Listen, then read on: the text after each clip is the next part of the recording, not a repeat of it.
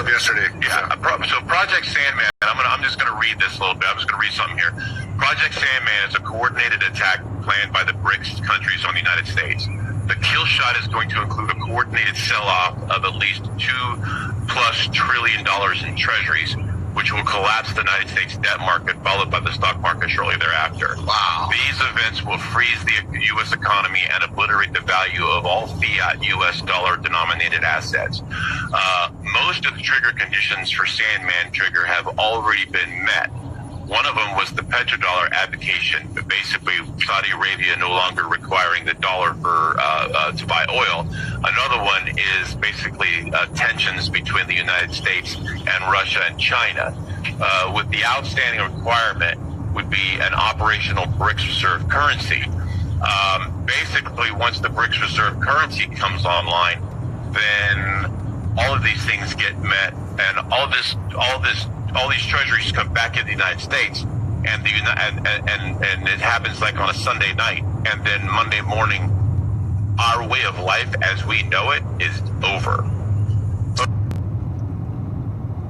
All right, Shalom. First and foremost, I want to give all praises, honor, and glory to Yahweh, Bahashim, Yahweh Shai, Bahashim, Rakah Khorash, which is the true name of the Heavenly Father and His only begotten Son, are two great kings, the gods that the King James Bible speaks of, which again, the true name of the Heavenly Father is Yahweh, and His only begotten Son, who the world in ignorance calls Christ. True name is Yahweh Shai. Second of all, I want to give double honors to my elders and apostles of Great Millstone, Elder Tahar and on down, that rule and teach well. And third of all, I want to give a peace and safety to the hope for the elect out there, the brothers that push this truth, the truth of the King James Bible, and all truth and sincerity throughout the four corners of the globe. All right, so I just want to do a short and transit lesson, or however long the spirit of Yahweh Bashim Yahweh Shai allows it to go. And I'm not really sure what I want to title the lesson yet. Lord will, the Lord will give me a title for the lesson. But Lord will is better than see on the screen. The inspiration for this lesson comes from this article that I have here from the Morning Star. All right, and that's the spirit. It says how the Iranian war may lead to the last days of the petrodollar. All right. And Lord Will's brother saw on the screen that video clip that I played with those guys explaining, a strategic plan with the BRICS nations, which Iran is a BRICS nation, by the way, too. All right, a plan to basically replace the petrodollar as the world reserve currency. All right, which would really be the death blow to the United States dollar, which we know that ultimately Esau wants to get rid of all global currencies. But once the US dollar goes, all right, which is the world reserve currency, because countries have to, for the most part, countries have to still use the US dollar to purchase oil, which, the global oil market right now is in a stranglehold due to the war in that's taking place in the Persian Gulf. All right, in a real deal stranglehold.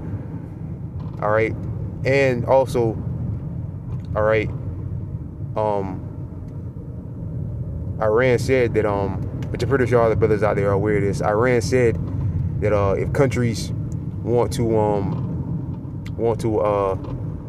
get the oil or whatever, all right, the Straits is open to them, but they have to use the Chinese yuan, which China, of course, is a BRICS nation. The C and the C stands for China and BRICS. All right. They have to use the yuan in order to do so, to purchase oil. All right, which that would be a major blow again to the United States dollar, the petrodollar. All right. And like the guy also mentioned, all right, that is a major plan, a major part of the plan. All right, BRICS want to replace the U.S. dollar as the world reserve currency, and maybe set it up where the yuan is the new world reserve currency. All right, because they're saying what they're saying and what everybody believes is China's going to be the next superpower, which we know better than that. Moab isn't going to be the next superpower on the earth. The next superpower on the earth will be the nation of Israel under our gods, Yahweh Bashim Yahweh Shai. The true names of the gods that the King James Bible speaks of. All right, under them. All right. The so-called blacks, Latinos, and Native and Seminole Indians will be the new ruling class on the planet. Again, under our powers, under our gods, under the Lord Yahweh Shai, Yahweh Yahweh Shai. All right, in the kingdom of heaven. All right. But yeah, it's very, and I actually played that clip a few times. All right, and now all this is going on between, basically it's a war between the BRICS and the United States, basically. All right, and Israel, because America's allies ain't coming to their aid, them other NATO and EU nations. All right. So it says, let me see where to start. I don't want to read all of it.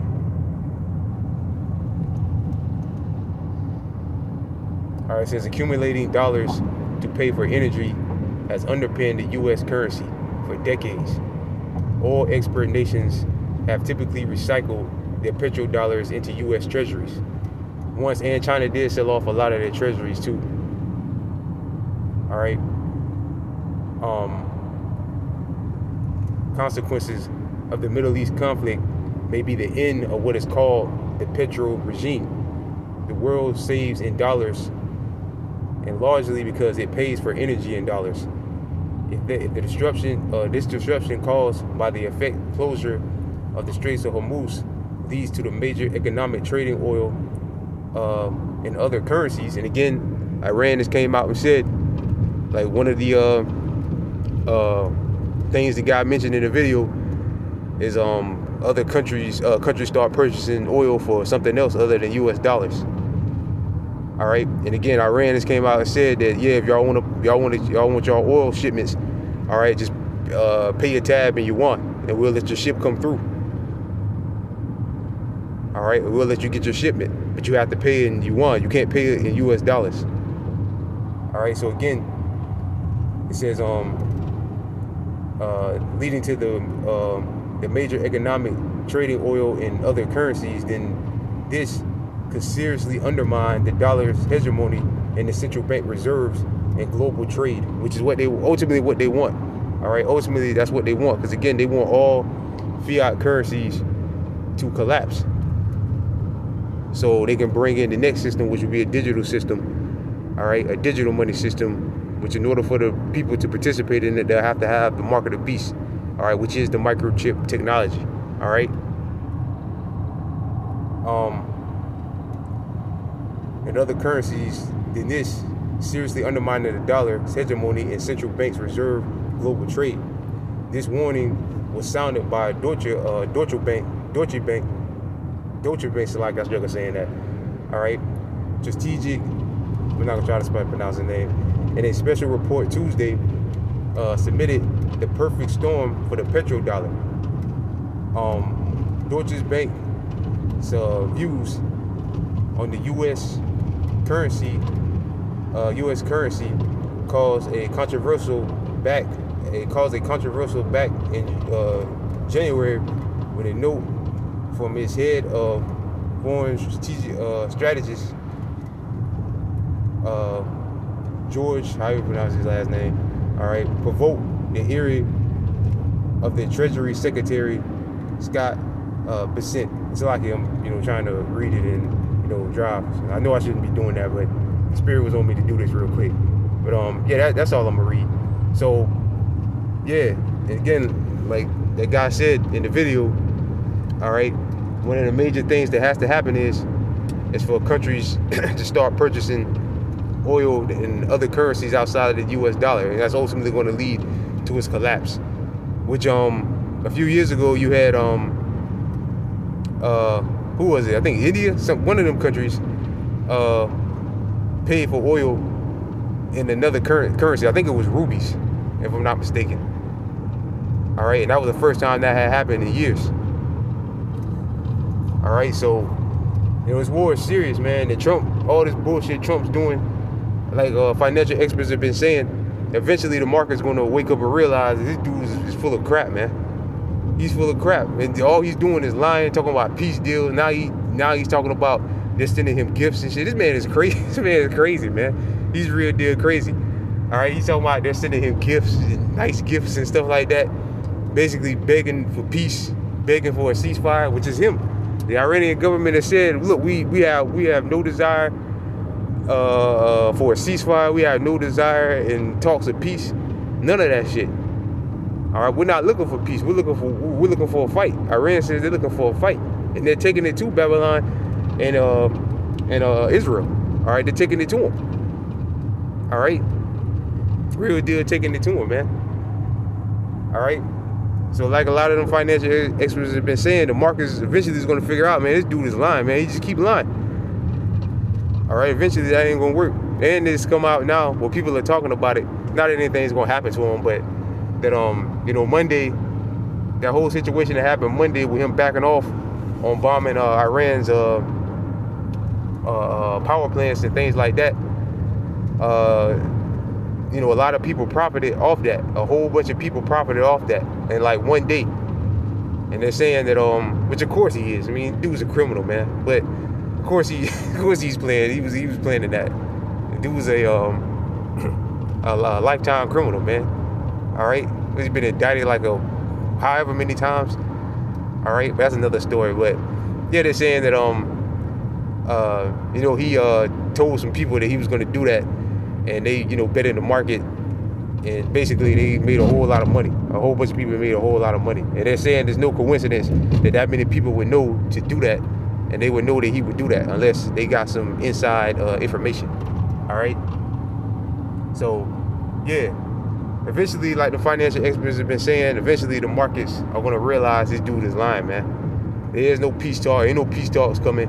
Iran has already came out and said a numerous amount of times they don't want peace. They're not sending him gifts. All right, they're just looking for a fight. That's all they're looking for. Until their demands is real deal met. All right, they said they're going to keep bombing away. All right, and keep trying to basically collapse the markets.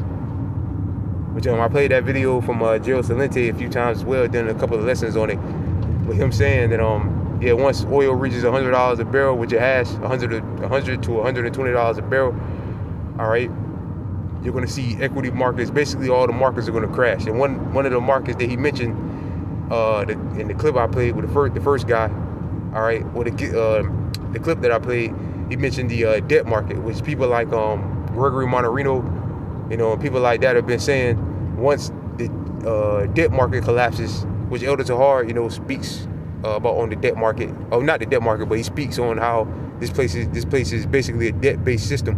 Once the debt market goes, that's a real deal it. And I'm pretty sure the debt market, and we know for sure that all the markets are, you know, the oil market, all these markets are linked together somewhere. Basically, when one falls, the rest of them eventually will fall. All right, so yeah, you know, this is the end. This is the end. And again, this is all part of the plan, man. This is all a part of the plan. All right? This is all a part of the plan. I think Iran just said that. Why not just say, well, you got to purchase oil in our currency? They came out and said, you know, look, you want to purchase oil, you got to use your yuan. All right?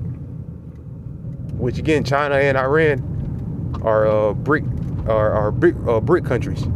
Which again, they want China to, you know, lead the way in the next world, you know, be the next economic superpower, basically, China. All right? Why not say, well, you got to use our currency, you want to purchase oil or whatever. All right? Or some other country. They specifically said the yuan, the Chinese yuan.